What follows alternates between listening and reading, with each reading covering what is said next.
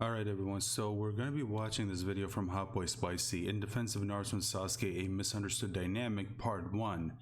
Now, I already reacted to Part 2, and I think I told you guys in that video that I did try to react to Part 1, but it got blocked, and I'm here now, and we're going to be watching this video again, and hopefully this time it's not going to get blocked, so here we go.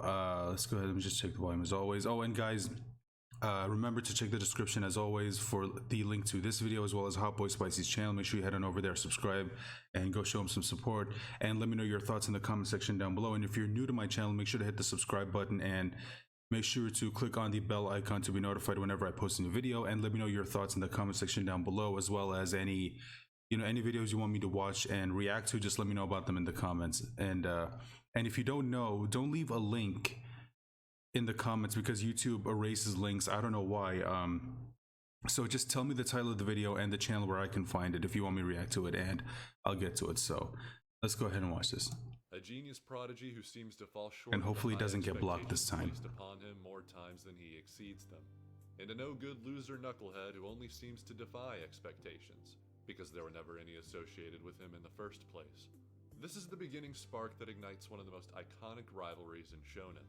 Sasuke is supposed to be above his goofy counterpart, not only because he needs that in order to feel at the very least competent, but because he needs to rise above everyone in order to ensure that his ambition is met with absolute success. Itachi's words have been ringing in Sasuke's ears since the massacre of his clan. He was always an individual who could be dyed any color given the right circumstances, and that condition was more than met on that fateful night. It might have been enough to just witness this atrocity, but Itachi's words ensured that Sasuke would follow a specific path. His fate was cemented. Lower the volume. This path. Just give me a second. I'm gonna have to just make sure the bots can't hear the background music, because yeah, music is one of the things that can completely block your videos. So gotta make sure. So that's why, if you're wondering why the audio sometimes on the video is low, is because I gotta make sure. Like they can't catch the music. So path was forged not by Sasuke, but by his manipulated hatred. Sasuke frequently spouts on about being an avenger, yet time and time again contradicts that line by doing things that only distract, or sometimes even worse, could even eliminate that path. And his actions differ from his words because he's found something else. That's something in the same place Naruto found a different path as well.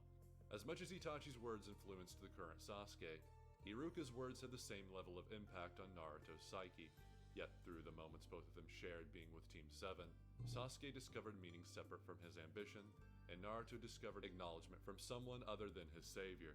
This place, here, with Team 7, became a home that neither of these two knew that they could ever possibly have, and it changed them. In the first real mission Team 7 takes on, Naruto is exposed to the dogmatic code of all ninja. It is not a code exclusive to the Hidden Mist, but one that is unanimous for all ninja. Shinobi are tools. They cannot be anything other than that, for human emotion only needlessly dulls the blade. Yet Naruto rejects this foundational truth of the world, because it was through that very human emotion someone poured out that saved him, and Naruto uses that memory as a new kind of weapon here, and wins by reaching the heart of a tool that ultimately yearned to be human. The success of those words he shamelessly spilled, aiding in his new conviction to find his own ninja way.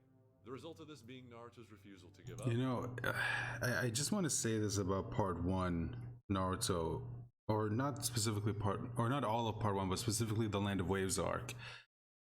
It's amazing to me that even after all these years, you know, and after watching it multiple times, it still gets you, you know, the story overall, and you know, some of the things that Kishimoto's trying to say in the Land of Waves, you know, like the whole thing of no matter how hard someone tries, you can't completely cut off your emotions. It's just not, it's not possible, you know, because at the end of the day, you may be a shinobi and you may be, you know, a tool for whatever village, or a weapon for whatever village that you're from. At the end of the day, like, you're still a human being, and human beings can't not feel emotions. It's just, it's not possible. And hell, Zabuza even says it himself, you know, before he heads out to, you know, kill Gato and everything. It's just, to this day, in my opinion, the Land of Waves arc is like one of the best arcs in all of Naruto. And to never go back on his word. But the strength of these newfound mantras alone only ever get him so far. The individual who conveyed this reality slowly sinking into an opposing path. That submergence beginning in the Forest of Death. Sasuke was once content with progressively getting stronger through fighting stronger opponents. His fight with Rock Lee allowed him to defeat an opponent without ninjutsu. His rivalry with Naruto always letting him know if he is adequately progressing enough. As long as he is substantially ahead of that man, at the very least, he knows he isn't staying stagnant. Yet the only two instances where he came across ex-Leaf Shinobi were the moments where Sasuke was the most powerless in the story. Against Orochimaru, it took everything in him to even move. The end result of that bout was a gift from his enemy that did more for his power in less than a day than an entire month's worth of training ever did for him residing in the Leaf. The detriment to that power is the toll on Sasuke's persona. When one seeks power through a motivation dimmed with vengeance, inevitably the power itself might just take over. This scene so drastically portrays Sasuke in a different light because it is a reflection of the inevitability of his path. The crazed smile at the thought of hurting another is the very same smile we see when he throws his retribution at Danzo so much later on. See, and the thing is, I just want to say this because I know there's some people who probably look at this, Sasuke right here and say that, this is Sasuke kind of acting out of character and all that. And I just completely disagree with that because this is, again, this is something that Kishimoto has hinted at for like a long time. Hell, like he's showing right here, all the way back during the Force of Death in the Chunin exams arc. Like this is a part of Sasuke. Like this is it's probably one of the reasons why he, like currently in the in the series in Boruto, why he still is really hard on himself, because he knows that he has that side to himself. He knows that there's a part of him that kind of gets pleasure out of hurting people, that gets pleasure from putting people down and making them feel like they're below him, just flaunting his power. He knows he has that side to him.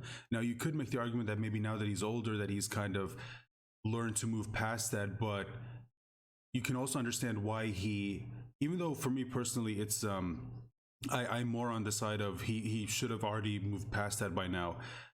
I can kind of understand why he still feels that way, why he's like kind of limiting himself by not getting the other arm, or maybe getting like an eye to replace the one that he lost, so that he's not limited. Like he doesn't want to, basically, because if he does that, it would be him sort of seeking power, maybe not the same amount of power that he had before or that he got before, but it would still be a form of that. And maybe he's afraid that once he gets a little taste of it, he'll go back to sort of being how he was before, where he was willing to do whatever it takes to gain power, even if it means putting people down, even if it means like abandoning your friends and all that. Like he doesn't want to go back to that. That's why he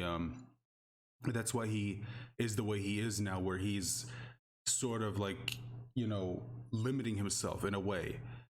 And yeah, so the whole thing about how people say that this is Sasuke just acting completely out of character, again, completely disagree, because like I said, this is and he just said himself, this is something that Kishimoto already showed us a long time ago, back during the Chunin exams arc. Like he has this side of him, and maybe it all stems from what happened to him as a kid. He was just this little kid, and he witnessed something so horrible. He witnessed someone that he looked up to just using his power to make him feel just small and completely helpless, and it just completely screwed with him in the head. And the second time he is proven powerless, it is against the very man who forged this path in the first place. Yet here Sasuke is seen as no more than a mere nuisance. And even worse, the individual that Itachi has in his sights is the rival that should be far off anyone's radar. Naruto had before usurped Sasuke's position as the combatant that would fight the main enemy, when it was Sasuke himself that was the first to willingly take on that challenge. Yet he failed once again when faced with the power of a true monster. Naruto not only succeeded when faced with that same challenge, but now is even converging on Sasuke's unique path, and is making him irrelevant in his own domain. If that loser had grown to the point of making even him seem like fodder, then his stagnation was far beyond anything he could possibly tolerate. Something had to change. But why is Naruto able to defy so many expectations, where Sasuke lately had only fallen short of them? Ah, yes, it must be. It's because he's always been alone. The pain of that solitude has given him strength. Orochimaru left everything behind, and so did Itachi. Their strength leaps and bounds ahead of the man that would never allow himself to abandon a comrade. All it would have taken to prove Sasuke's conclusion invalid is seeing his rival desperately fight when his comrades' lives were at stake. Yet the reinforcement of those words uttered by the target of his vengeance clouded any reality he could have possibly seen.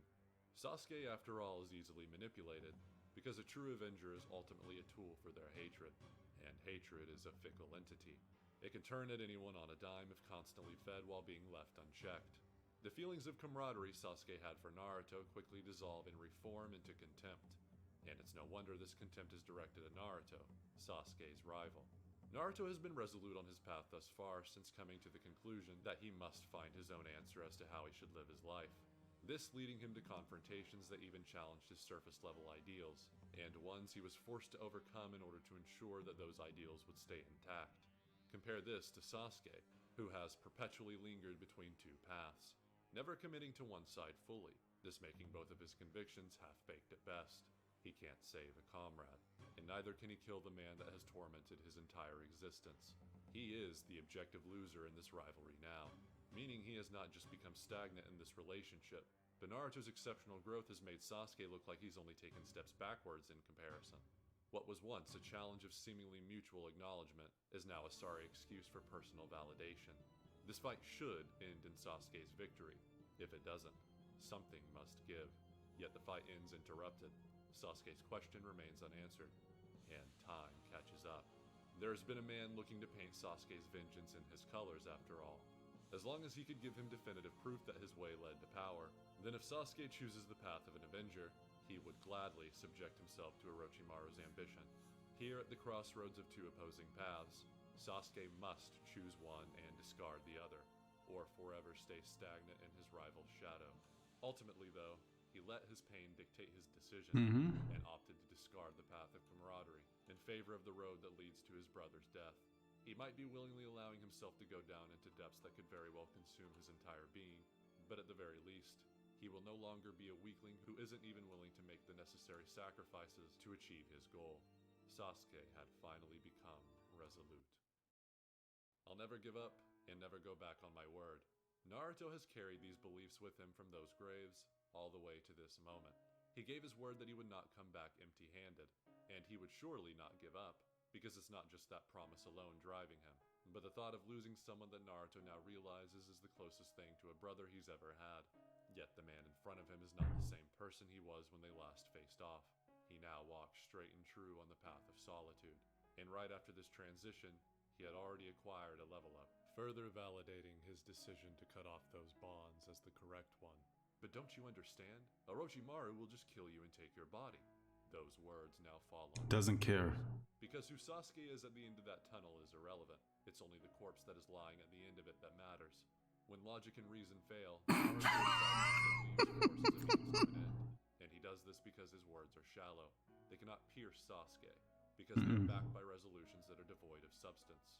I'll never give up and never go back on my word.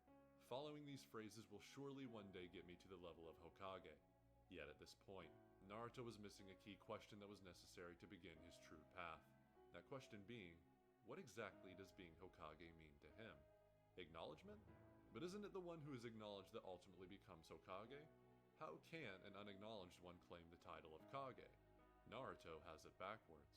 He was already becoming a man that people had started to slowly count on, and even adore. His end goal seems redundant.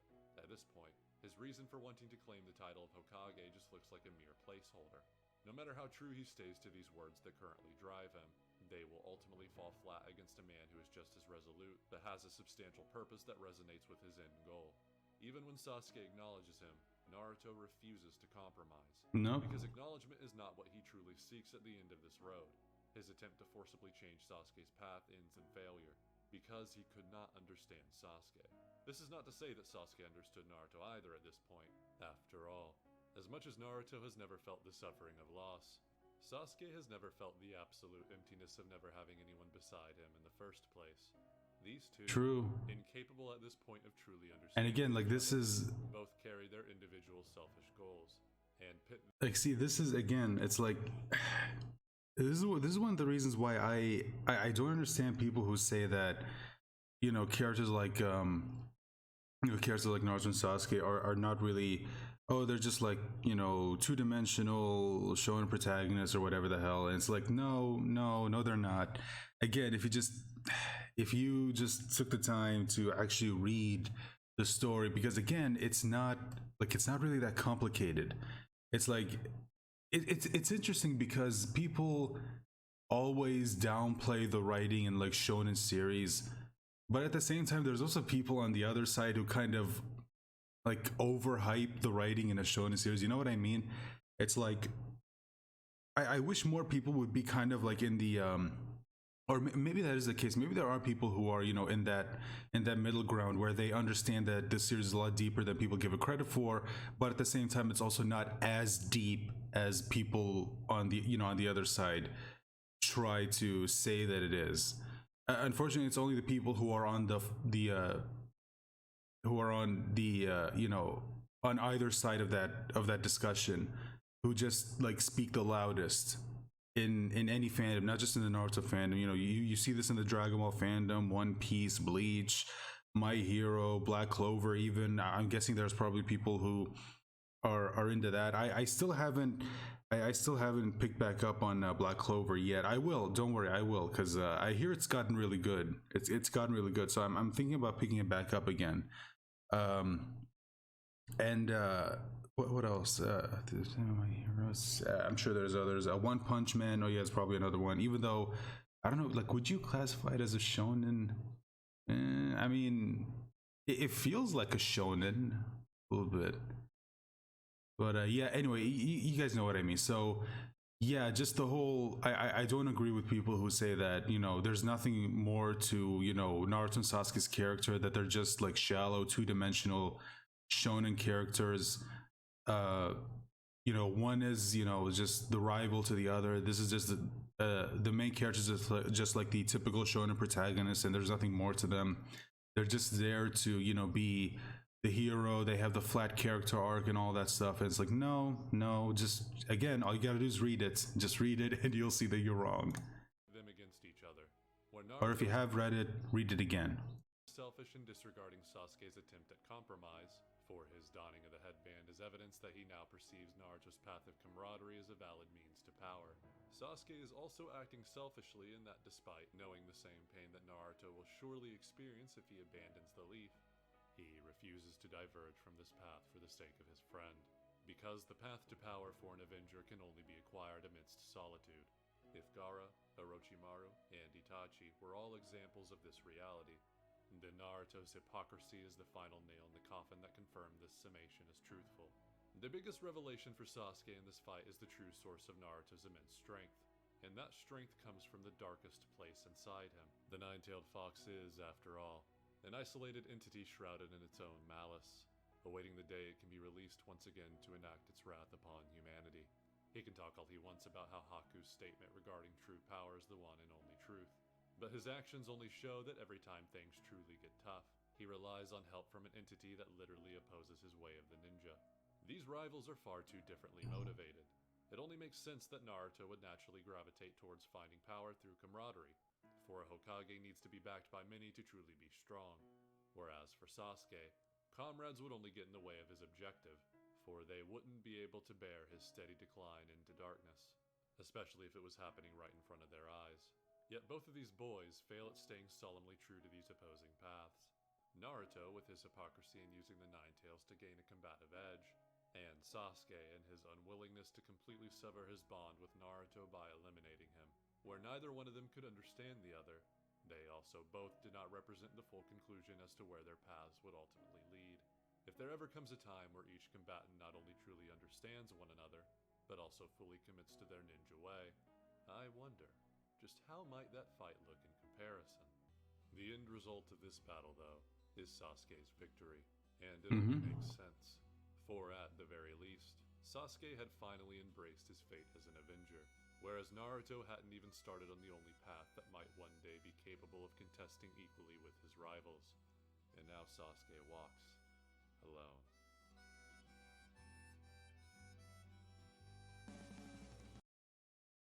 Is that okay? So yeah, that's the video. So I mean, yeah, again, you guys, like I already said, I already watched this video once and I still agree with a lot of his points. And it's just, again, like in my opinion, like Naruto and Sasuke for me are probably one of the best written duos in all of shonen. Of course, you got others, like you got you've got Goku and Vegeta. There's Gon and Killua, and like I can't really think of anything else. Well, oh, there's also Izuku and Bakugo from My Hero, and I'm sure there's probably others that I can't really think of right now. But yeah, it's just I love their their dynamic and how they how they play off each other, what Kishimoto does with it too, how they sort of like represent the like each of them represents one side of the same coin, that whole thing, the whole yin and yang. And I really like what Kishimoto does with both of them, and how he has their sort of arcs in the story just kind of like play off of each other. I always really like that he did that. And again, it does go to the whole like they're both like two halves of one, and probably explains why when both of them fight together they're almost unstoppable. Like hell, I think that we saw that in the Momoshiki fight. Like when these two fight together, it's insane. It's absolutely insane. I think in the Boruto novel, it's even stated that Momoshiki even says that like the reason why I'm having so much trouble against these two isn't just because like they're both powerful, but it's because their teamwork is insane. And it's like it's so good that these two the two don't even need to talk to each other. They just know what the other's going to do and they just act on it. And that is just, it's crazy. And we also saw that in the Jigen fight, and it's probably why in the Ishiki fight he kept the two separate, because he knew both of them working together is just too dangerous, even probably for someone like him. So that's why he had to just separate them and make sure that they can't work together. So anyway, guys, let me know your thoughts in the comment section down below. Hopefully this time when I try to upload it, it'll actually go smoothly and there won't be any problems. So with all that said, thank you so much again. I hope you enjoyed the video. If you have any more videos you want me to watch, just let me know about them as always in the comment section down below. And if you enjoyed this content, just make sure to hit the like button, share this video, and also subscribe if you're new. Make sure to hit the bell for notifications. And I hope I'll see you for my next reaction. Bye for now.